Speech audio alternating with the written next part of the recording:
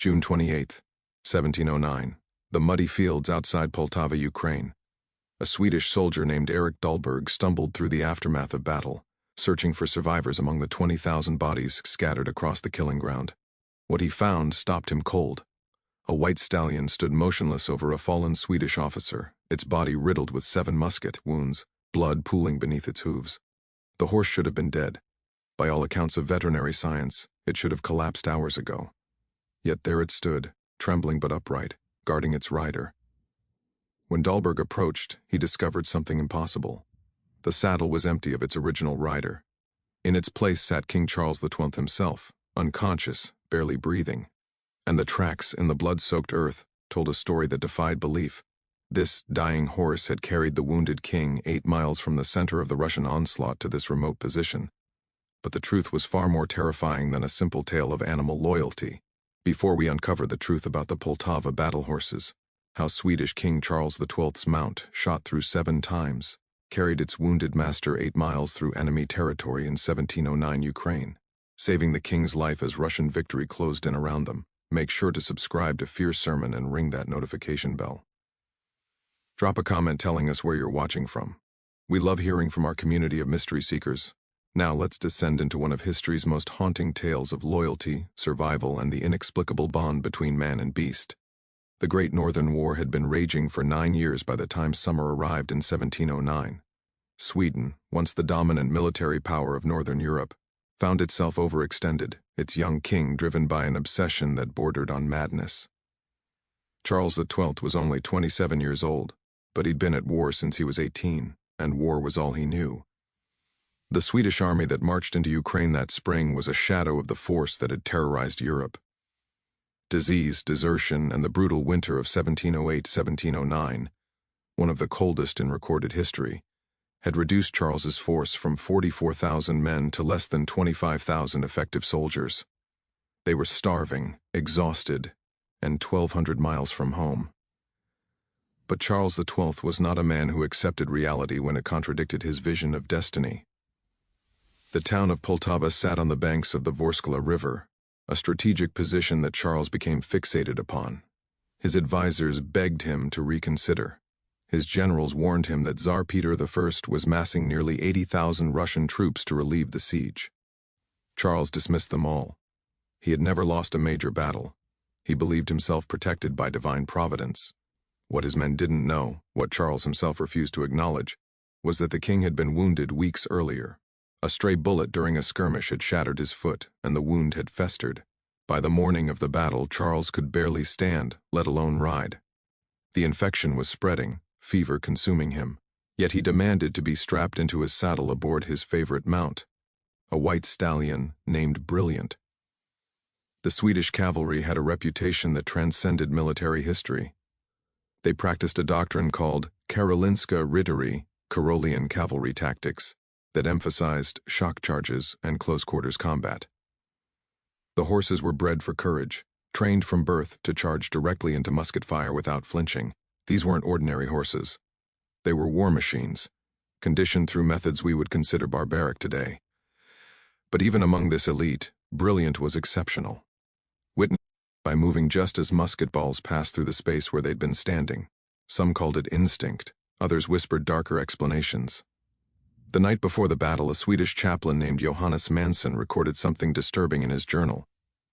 He wrote that he'd seen the king's grooms working with Brilliant and torchlight, and the horse's eyes reflected red in the flame.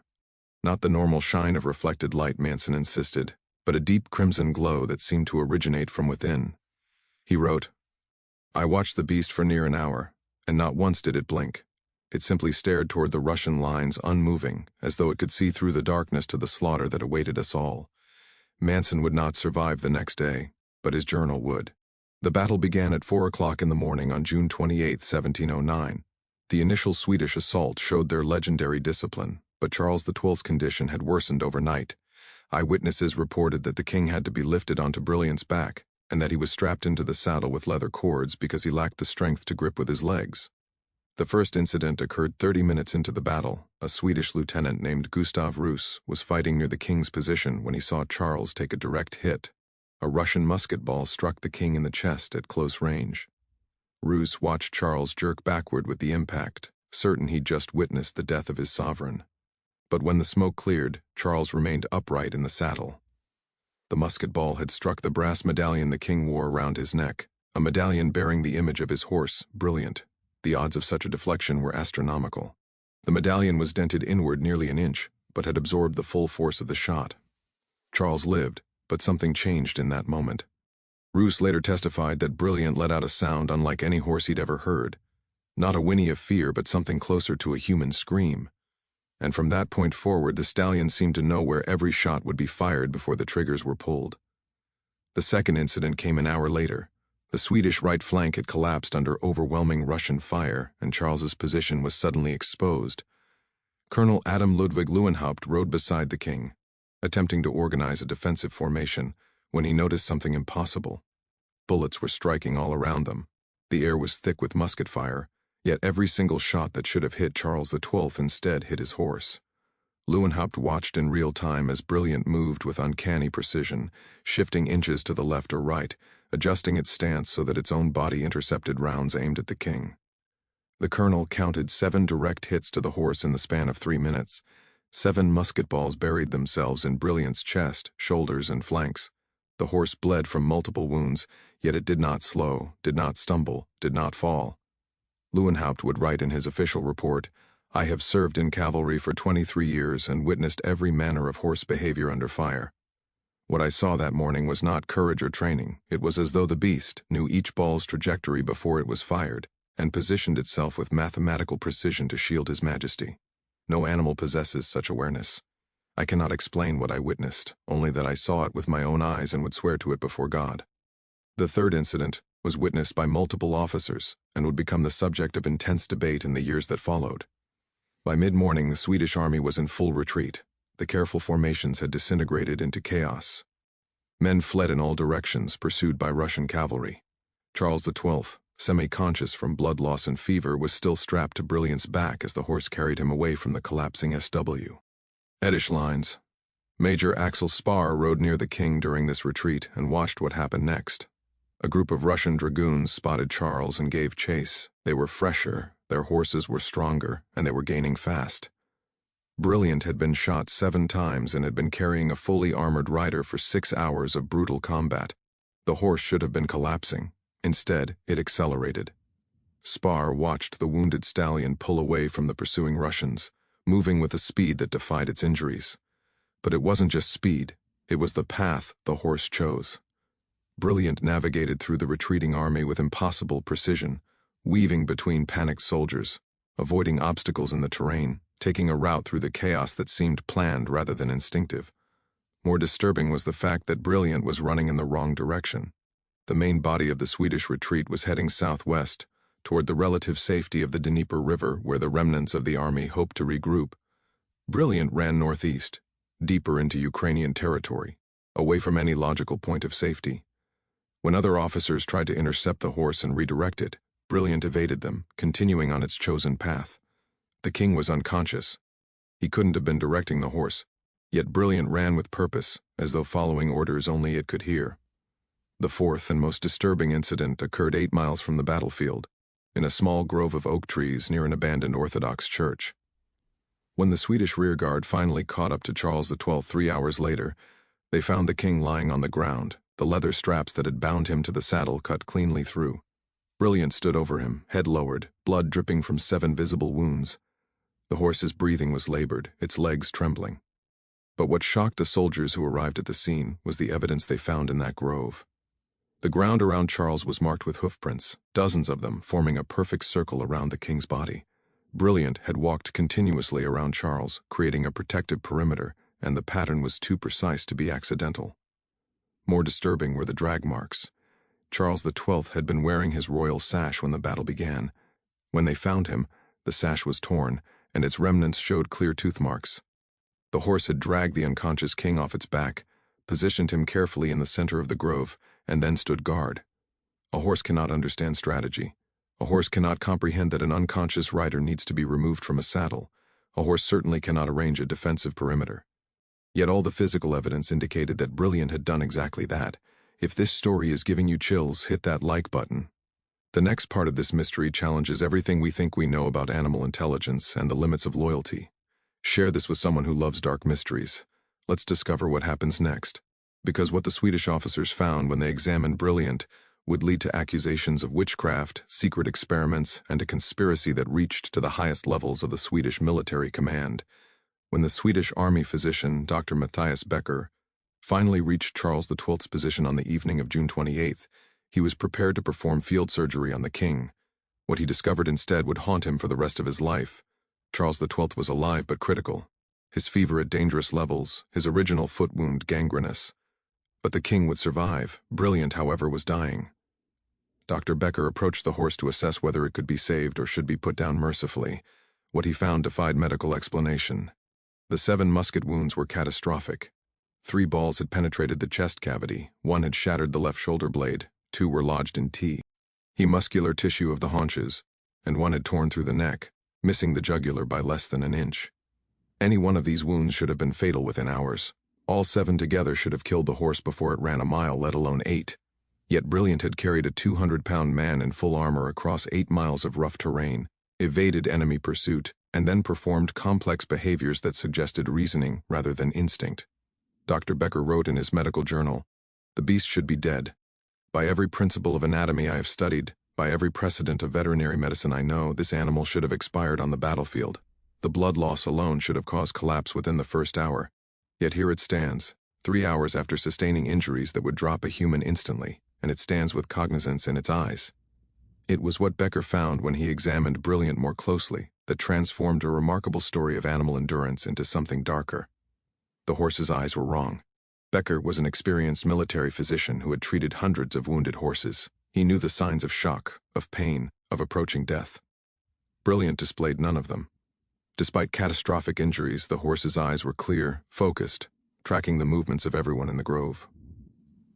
More unsettling, the pupils were dilated far beyond what the ambient light would warrant, and they remained fixed at that diameter. When Becker tested the horse's reflexes, he discovered something impossible. The horse felt no pain. He pressed on the wound in the shoulder, a shattered bone that should have been agonizing, and Brilliant didn't flinch. He probed the neck wound, exposing torn muscle and damaged tissue.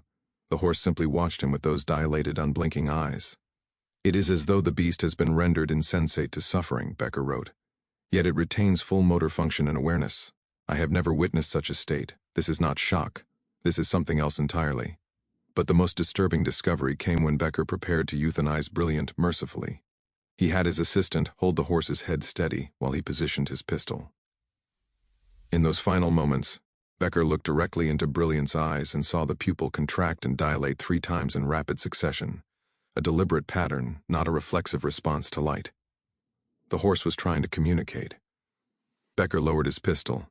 He called over Major Spar and 2 other officers to witness what he'd seen. All 4 men watched as Brilliant repeated the pattern, 3 rapid contractions and dilations of the pupils, followed by a pause, then 3 more.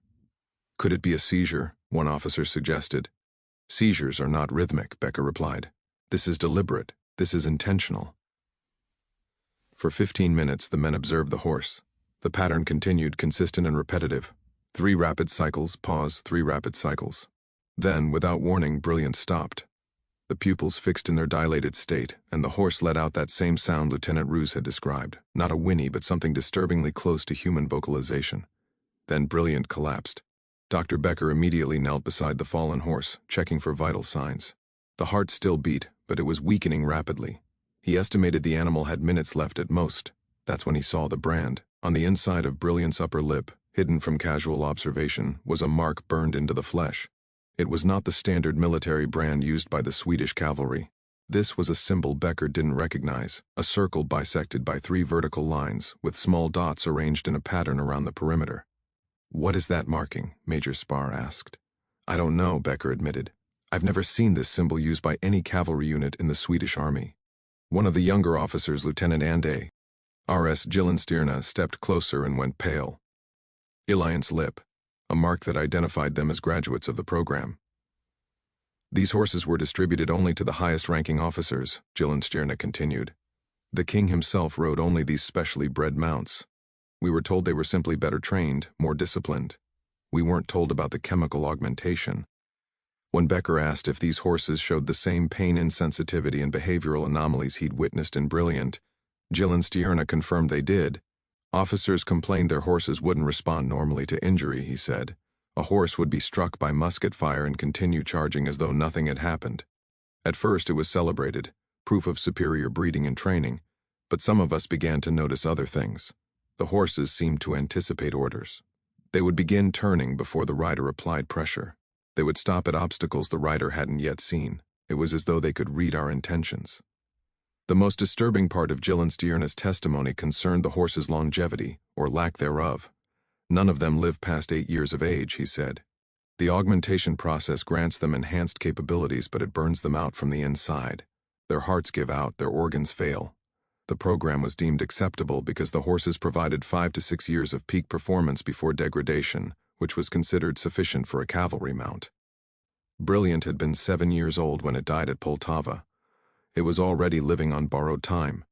Dr. Becker's investigation, conducted secretly during the Swedish army's chaotic retreat to Turkey, uncovered evidence that at least 40 horses from the augmentation program had been present at Poltava.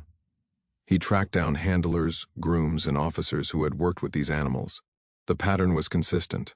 All of the augmented horses had performed far beyond normal capacity during the battle, and all of them had died within days of sustaining injuries.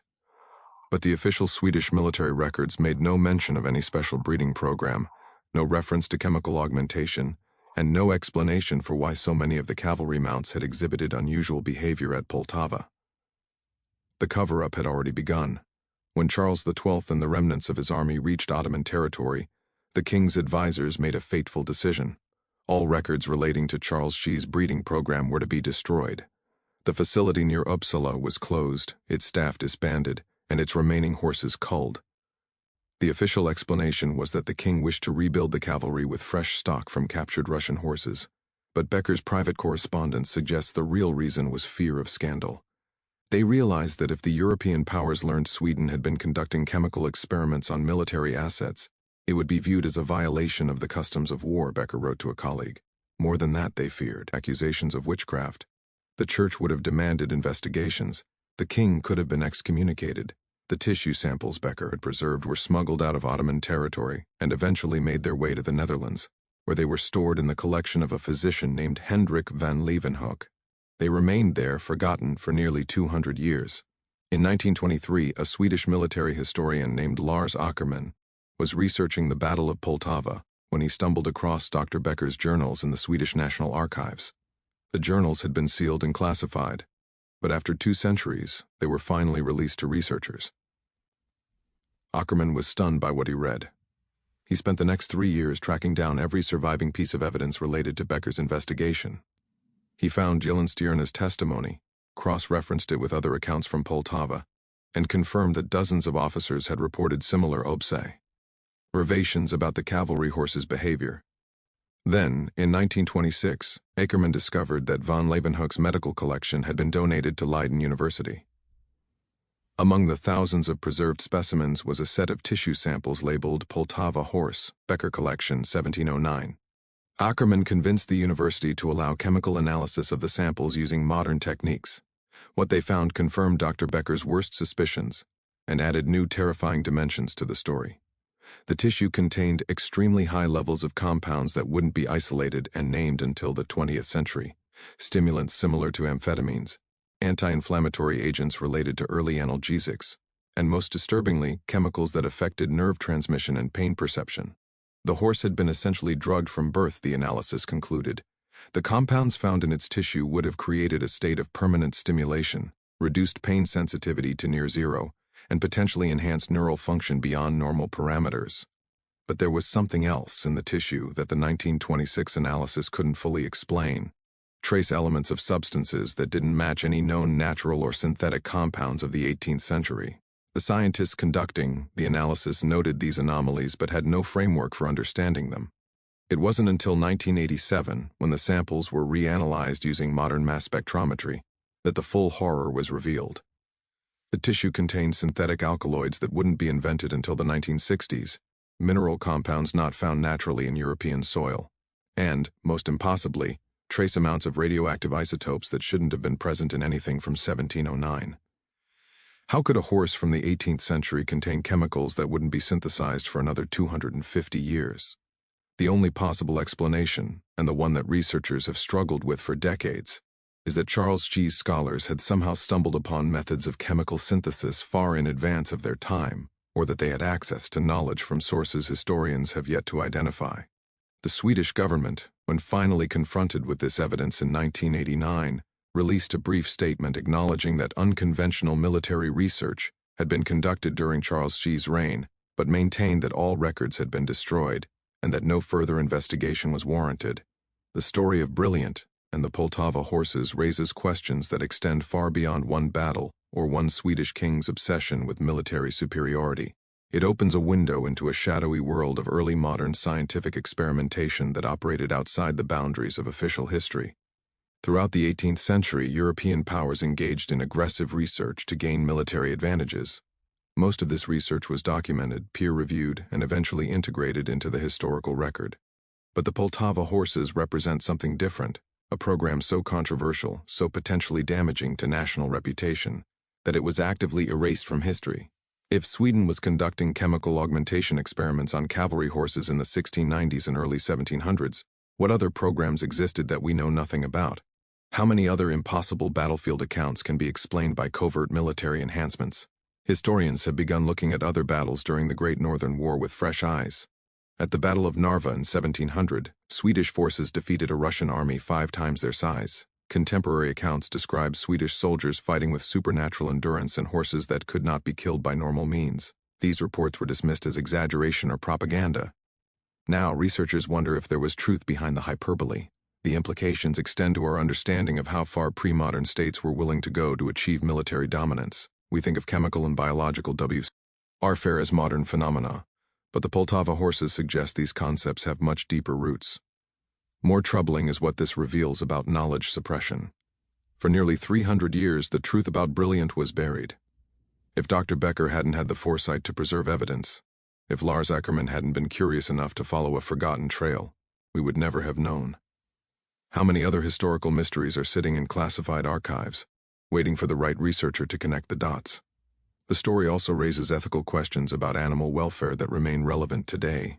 The augmented horses lived in constant chemical stimulation, unable to feel pain, driven beyond their natural limits until their bodies failed. They were, in essence, living weapons, created, used, and discarded without consideration for their suffering. Modern military programs still use animals, dogs, dolphins, horses, in specialized roles. The Poltava horses force us to ask, where is the line between enhancement and exploitation? When does training become modification? And who decides when we've crossed into territory that violates our ethical obligations to the creatures we press into service?